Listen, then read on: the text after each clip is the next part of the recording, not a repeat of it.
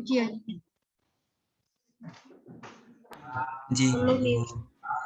Tapi hanya bisa melihat saja, cuma tidak bisa mendengar suaranya begitu ya.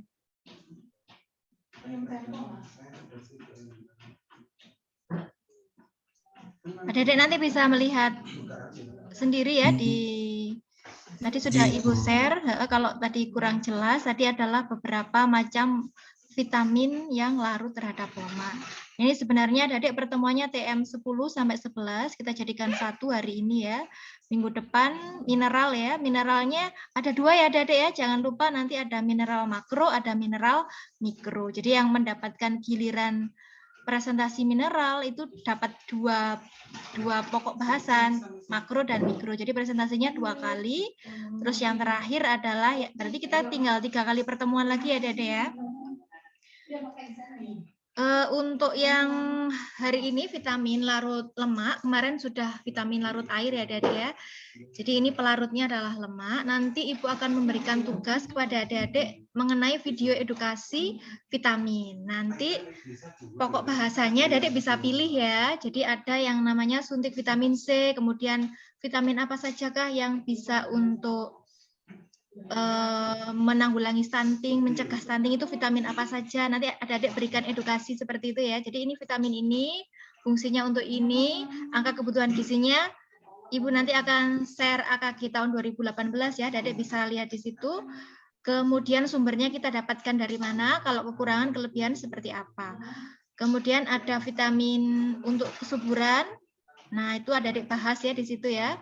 Jadi vitamin C, kemudian vitamin mencegah stunting, kemudian vitamin untuk meningkatkan kesuburan, dan vitamin yang ini meningkatkan sistem imun dalam menghadapi pandemi. Ada 4 topik ya adik-adik ya, nanti PJMK dibagi saja, dan sumbernya Ibu harapkan dari Google, dari ini ya, dari jurnal-jurnal yang terbaru seperti itu. Ada videonya, ada gambarnya searching saja di Google, kemudian tapi isinya, materinya dan segala macamnya dari jurnal tersebut ya. Nah ini adik-adik bahan kajiannya. Yang pertama adalah struktur biokimiawi vitamin larut lemak. Tadi sudah disampaikan oleh Louis, kemudian Rizna dan Hani ya, bagaimana biokimiawi strukturnya itu seperti apa. Nah ini klasifikasinya adik-adik ada berapa? Tadi sudah dipresentasikan oleh teman-teman. Sebutkan kembali klasifikasi dari vitamin larut lemak.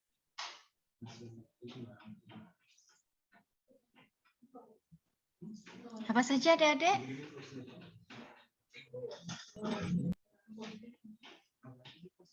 Tak terdengar suaranya. Ya adik-adik, apa saja? Kak Irvi? Mungkin? Agak keras sedikit suaranya Kak Irvi. Ya? A, vitamin D, vitamin E, dan vitamin K. Iya, ciri utamanya bagaimana adik-adik? Terima kasih Kak Irvi. Ciri utamanya bagaimana vitamin larut lemak ini? Kalau vitamin larut air kan, kalau kelebihan kan dikeluarkan lewat urin, ya kan? Nah, kalau vitamin larut lemak ini bagaimana adik-adik kalau misalnya berlebihan?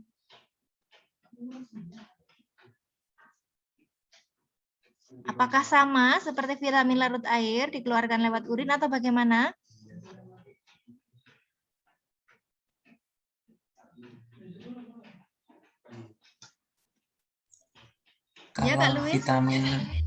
Kalau vitamin larut lemak ini itu Bu terbuang ikut bersama feses Bu. Oh begitu. Kemudian kita belajar tentang prekursor vitamin larut lemak, substansi organik vitamin larut lemak, dan juga fungsinya ya Dede ya. Nah, ini metode pembelajarannya masih tetap seperti yang kemarin, kita pakai small group discussion, adik-adik sudah diskusi bersama, sudah presentasi juga ya. Nah, ini adalah struktur biokimiawi vitamin larut lemak. Jadi adik-adik, vitamin itu apa sih? Vitamin itu adalah zat organik. Kenapa organik? Berarti ini kan ada unsur karbonnya ya, yang kompleks, yang dibutuhkan dalam jumlah yang kecil. Nah, tidak dapat dibentuk oleh tubuh, sehingga harus kita dapatkan dari asupan makanan ya. Kalau vitamin K kan dari pembusukan ini bakteri yang ada di dalam usus manusia. Nah, kemudian ini makanan ini karena tidak bisa disintesis, sehingga harus datangkan dari makanan ya. Kita harus mengkonsumsi makanan, baik itu dari sumber hewani, dari sumber nabati yang banyak mengandung vitamin ini ya, Dede ya. Jadi ini sebenarnya fungsinya adalah bergabung dengan enzim ya, sebagai pengatur untuk pertumbuhan dan pemeliharaan metabolisme ya, Dede ya. Nah, vitamin ini ya, Dede, mudah sekali rusak ya selama penyimpanan dan juga pengolahan. Nah, kemudian tahun 1912 ini Fung menemukan vitamin pada dedak beras ya, Dedek ya. Jadi zaman dahulu vitamin itu disebutnya vita-amin. Vita itu hidup, amin itu unsur nitrogen ya. Karena pada saat itu memang yang ditemukan adalah vitamin yang mengandung unsur nitrogen. Ternyata setelah pengetahuan bertambah, penelitian bertambah, ternyata vitamin itu tidak hanya mengandung unsur nitrogen, sehingga kata vitamina ini diubah menjadi vitamin. Karena ada vitamin yang memang tidak mengandung unsur nitrogen itu tadi. Jadi adik-adik pertama kali ditemukan itu vitamin diberi nama abjad A seperti itu ya. Jadi penemuannya adalah berdasarkan awal penemuannya itu, penambahannya. Jadi vitamin ini berdasarkan abjad A, B, C, D, E, dan K gitu ya. Nah untuk vitamin B ini adalah kompleks sekali ya. Vitamin B1, B2, niacin, asam pantotenat, B6, folat yang kita sudah pelajari kemarin ya. Ada B12 yang mengandung kobalamin itu ya. Ini vitamin B kompleks itu adalah larut terhadap air. Nah, selain vitamin B yang larut terhadap air adalah vitamin C ya, Dede ya. Nah, yang larut terhadap lemak hari ini kita pelajari yaitu A, D, E, K. Jadi adik-adik Ibu ulangi lagi, vitamin ini sangat penting sekali untuk tubuh kita ya, karena dia berperan dalam reaksi metabolisme energi, pertumbuhan, pemeliharaan tubuh, dan dia juga bergabung dengan enzim ya, koenzim, sehingga dia mempercepat suatu reaksi kimia di dalam tubuh kita. Nah adik-adik, vitamin ini bisa hilang selama penyimpanan, pemrosesan, pemanasan, bisa juga untuk sebagai antioksidan untuk menghindari ketengikan seperti itu adalah fungsi dari vitamin E ya sebagai antioksidan. Nah, ini ada ya vitamin larut lemak. Jadi vitamin larut lemak ini diabsorpsi bersama dengan lipid-lipid yang lain ya Dede ya. Nah, untuk mencerna vitamin larut lemak dan juga lemak ini kan perlu cairan empedu ya atau pankreas karena lemak itu kan tidak larut terhadap air sehingga perlu cairan empedu ini, lemak dari empedu dan pankreas ini. Kemudian diangkut ke hati melalui sistem limfe sebagai bagian dari lipoprotein, kemudian disimpan di dalam tubuh, tidak dikeluarkan lewat urin. Jadi adik-adik vitamin larut lemak ini bisa kita simpan di dalam tubuh kita ya. Penyimpanannya dalam jangka waktu 6 bulan sampai 1 tahun begitu. Nah, ini vitamin larut lemak yang pertama ya, atau retinol. Ini adalah suatu alkohol ya, Dede ya, karena akhirannya ol ini. Nah, ini bisa kita temukan pada sumber nabati, juga pada sumber hewani ya. Pada sumber nabati, seperti tumbuh-tumbuhan, itu vitamin A itu dikenal sebagai provitamin A yang terikat dalam senyawa karoten ya, sehingga vitamin A ini ditemukan pada tumbuh-tumbuhan yang berwarna orange, kekuningan seperti wortel, ubi ungu seperti itu ya Dede ya.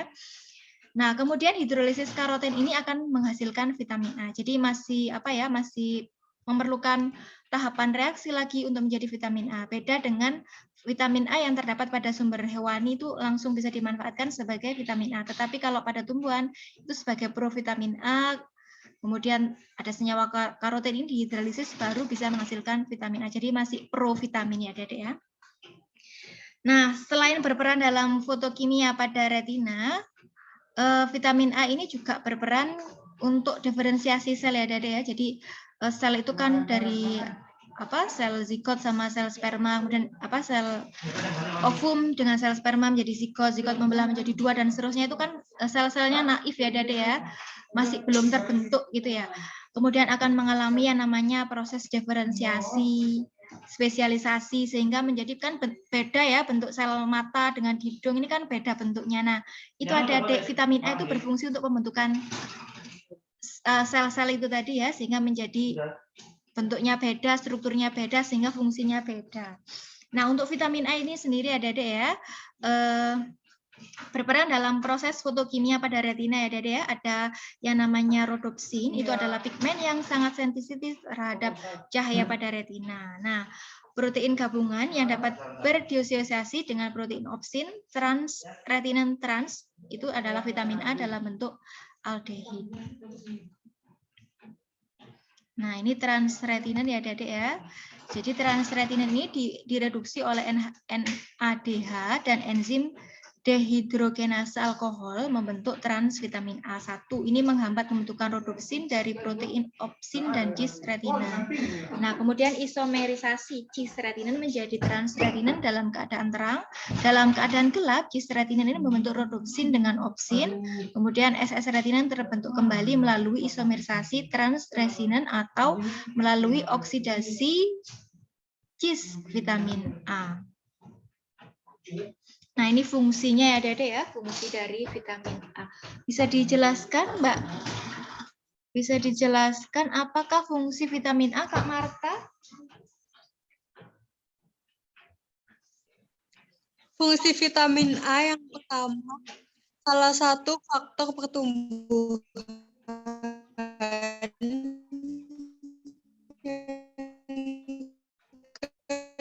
Kedua, kesuburan protein dan mukopolisakarida mempertahankan kesatuan epitel, khususnya jaringan mata, mulut, dan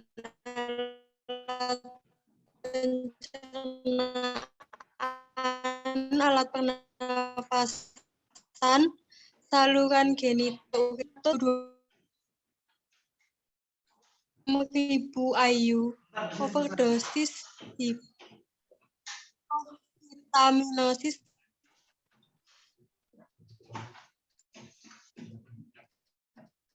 kulit kering, bercak, rambut rontok, sakit.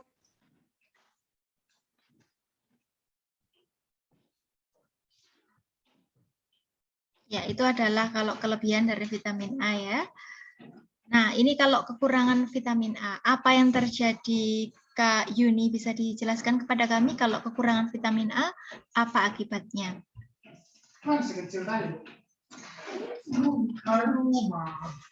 Mungkin Kak Yuni dalam perjalanan ya. Kak Alia bisa bantu?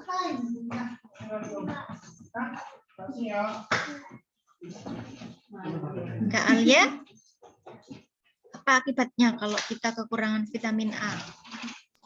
Atau Kak Hani aja? Silakan Kak Hani. Yang ketiga, keratinisasi, yaitu pengeringan jaringan epitel. Kemudian dapat folikulat hiperkeratosis, yaitu kulit menjadi keras, kering, bersisik. Kemudian fotofobia, berubahnya sensitivitas mata terhadap cahaya. Keratosis, yaitu kerusakan jaringan mata, kornea lembut, dan yang terakhir perkembangan tulang dan hidung tidak normal. Iya, jadi fokusnya ada di mata gitu ya Dedek ya. Nah, jadi adik-adik, vitamin A ini relatif stabil terhadap pemanasan ya. Ketika kita masak wortel direbus, dikukus itu masih ada ya kandungan vitamin A ya. Dan itu tidak banyak hilang selama proses pemasakan. Nah, kemudian makanan kaleng ini bisa menahan vitamin A itu selama 8 bulan. Nah, saat ini kita belajar vitamin yang kedua, yaitu vitamin D ya, adik-adik ya. Jadi vitamin D ini ada vitamin D1, D2, dan D3. Nah, ini vitamin D ini adalah anti rakitis ya, adik-adik ya. Jadi anti terhadap penyakit rakitis ini yang tulangnya dan segala macam. Nah, vitamin D2 itu adik-adik asalnya dari tumbuhan. Kalau tadi vitamin A, provitaminnya dari tumbuhan. Ini kalau D2 berasal dari tumbuhan ya, dikenal sebagai ergokalsiferol. Nah, yang berasal dari hewan itu adalah vitamin D3. Kolekalsiferol ini berasal dari hewan ya, Adik ya, bisa dari hati, telur, susu dan lain sebagainya. Nah, Adik, vitamin D ini pada jaringan tubuh manusia dan juga hewan itu disimpan bersama lemak ya di bawah jaringan epidermis. Karena kan larut lemak dia ya, jadi memang bersama dengan lemak di bawah jaringan epidermis itu ya menjadi bahan pembentuk vitamin D atau provitamin D ya Adik-adik ya. Nah, ini provitamin ini akan bisa menjadi vitamin D3 di bawah pengaruh sinar matahari pagi jam 7 sampai jam 10 itu sinar UV-nya banyak mengandung, bisa mengubah provitamin ini menjadi vitamin D. Nah, ini adalah fungsi dari vitamin D ya. Kak Risna bisa dibantu menjelaskan fungsi dari vitamin D itu apa saja? Ada 4 vitamin E dan vitamin K. Fungsi vitamin D yang pertama mengatur absorpsi kalsium dan fosfor pada saluran pencernaan. Juga mengatur kalsifikasi tulang dan gigi. Yang keempat, membuat mukosa usus halus menjadi lebih permeabel untuk kalsium dan fosfor. Membantu kelancaran terjadinya transport aktif kalsium melalui. Nah, itu kita sumbernya bisa dari minyak ikan, susu, seperti itu ya. Nah, ini kebutuhan dietnya 400. Jadi satu ayu ini aktivitas 0,025 miligram kristal murni vitamin D ya.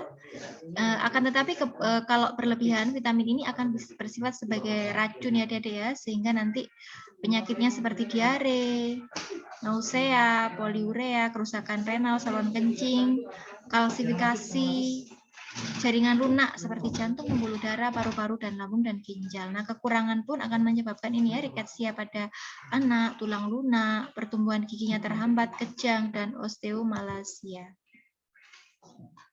Nah, ini vitamin E ya, yang dikenal sebagai antioksidan, anti penuaan. Jadi, ini adalah menerangi terjadinya oksidasi vitamin A, kerotin, dan vitamin asam lemak yang tidak jenuh. Ini juga penting sekali untuk kesuburan ya adik-adik ya.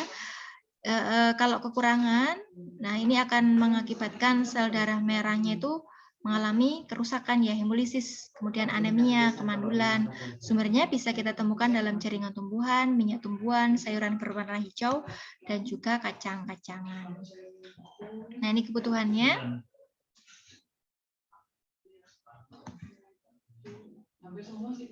Nah, yang terakhir ini ya, vitamin K. Jadi vitamin K ini terdapat pada jaringan tumbuhan yang berwarna hijau ya adik-adik ya. Nah, vitamin K2 ini juga terdapat dalam bakteri ya, sehingga pada usus halus kita itu terjadi pembusukan, juga bisa menghasilkan vitamin K. Sehingga vitamin K ini jarang terjadi, kondisi defisiensi itu jarang terjadi. Nah, senyawa ini vitamin K ini fungsinya adalah penting sekali ya untuk mencegah pendarahan yang terus-menerus. Jadi bisa untuk membantu proses pembekuan darah, kemudian juga membentuk benang-benang fibrinogen itu. Kalau adik dulu belajar di SMP atau SMA itu ya, ketika kita berdarah terluka, maka darahnya membeku dulu. Setelah membeku akan terbentuk benang-benang fibrinogen itu ya. Jadi adik-adik, vitamin K ini selain untuk membekukan darah, pembentukan protrombin, dia juga berpartisipasi dalam proses fosforilasi oksidatif dalam metabolisme sel ya adik-adik ya. Nah, kalau defisiensi, kekurangan, tentu saja darahnya akan sukar membeku, jadi ngalir terus gitu ya darahnya, nggak berhenti-berhenti, hemoragi. Kemudian sumbernya adalah sayuran berwarna hijau seperti bayam, kubis, itu pada sumber hewani. Kalau pada sumber hewani, kalau pada sumber nabati, tumbuhan, bayam, kubis, sayuran hijau. Kalau sumber hewani dari hati. Nah, ini daftar pustaka yang Ibu gunakan. Ini sudah tugasnya tadi ada ya, Ibu akan share nanti di Google Classroom untuk tugasnya. Adik-adik sampai di sini ada yang mau ditanyakan?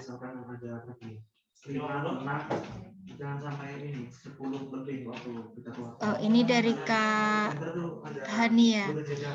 Jadi vitamin E tadi kan antioksidan ya adik-adik ya.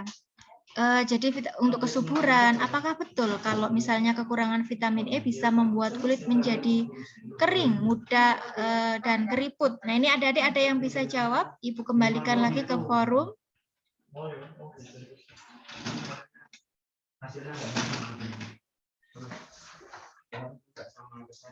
Supaya kita bisa berdiskusi ya.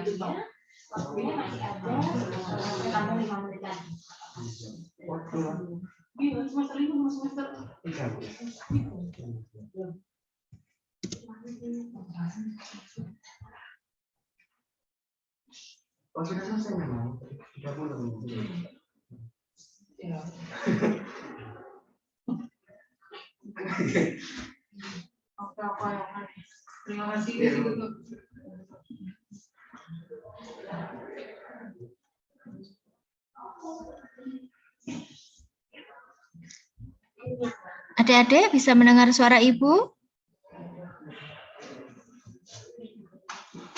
Ada yang mau jawab pertanyaannya Kak Hani? Silahkan. Ya, silahkan.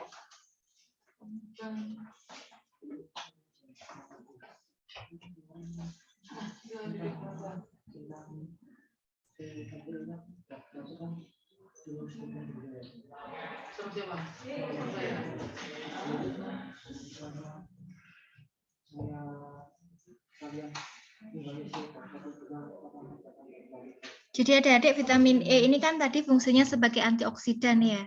Vitamin E ini mampu melindungi kulit dari kerusakan akibat sinar matahari secara tidak langsung.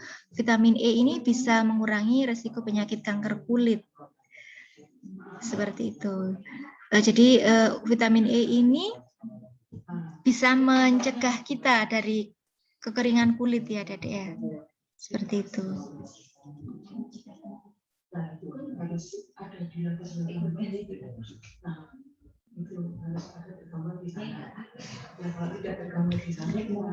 Kemudian pertanyaannya dari Kak Louis, bagaimana jika seorang mengalami gangguan malabsorpsi vitamin?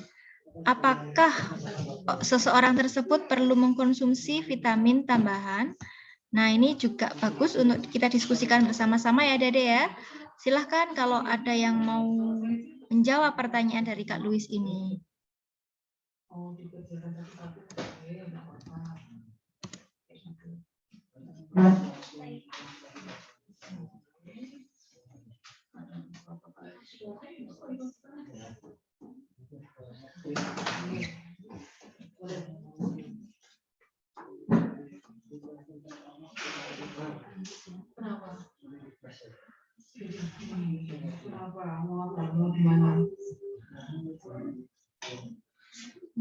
Kemudian ada dari Mbak Yuni, mengapa zat besi berpengaruh pada intake vitamin A?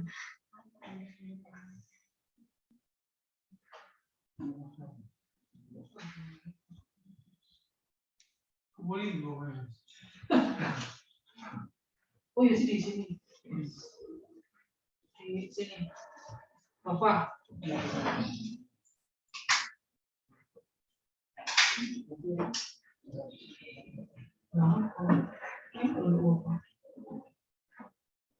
Siapa temannya Bapak Ibu? Betul. Nanti dia ada yang ada temannya. Bapak ini Lisa Alvia, Citra, Acung, Yosi sama Anak.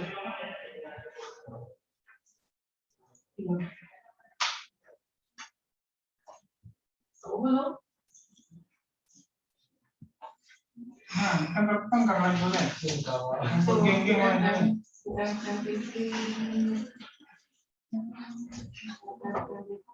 Pajar. Jadi Sofi, Angel, Pajar, Siva, sama Anissa.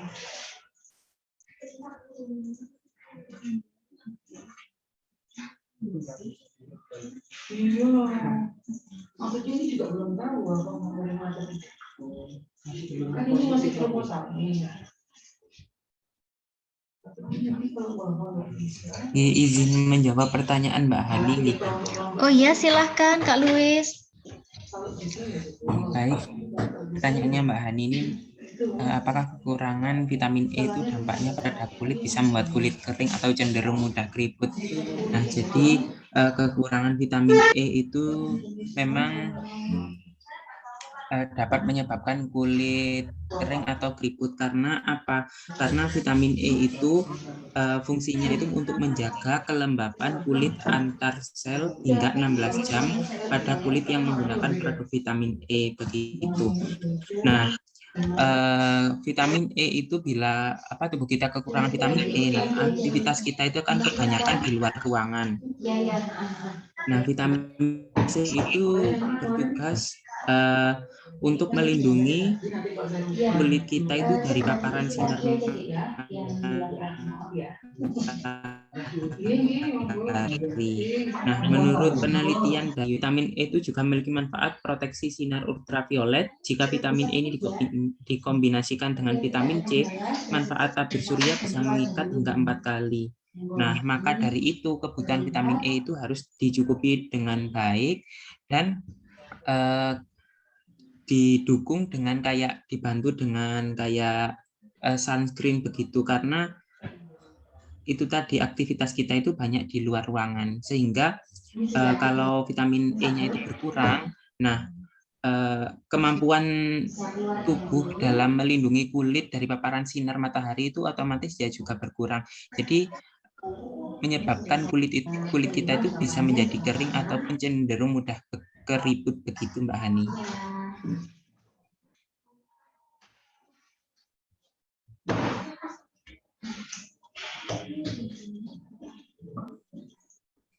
Oke, bagaimana?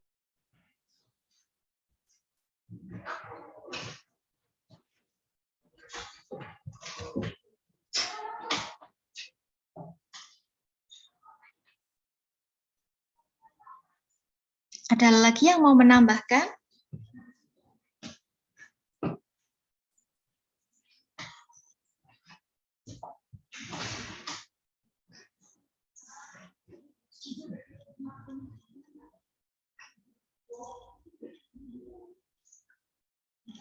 Oke, berarti jelas ya untuk pertanyaannya Mbak Hani ini, kekurangan vitamin E memang bisa membuat kulit menjadi kering dan cenderung keriput ya. Memang benar karena fungsinya tadi sebagai antioksidan, menghasilkan sebum untuk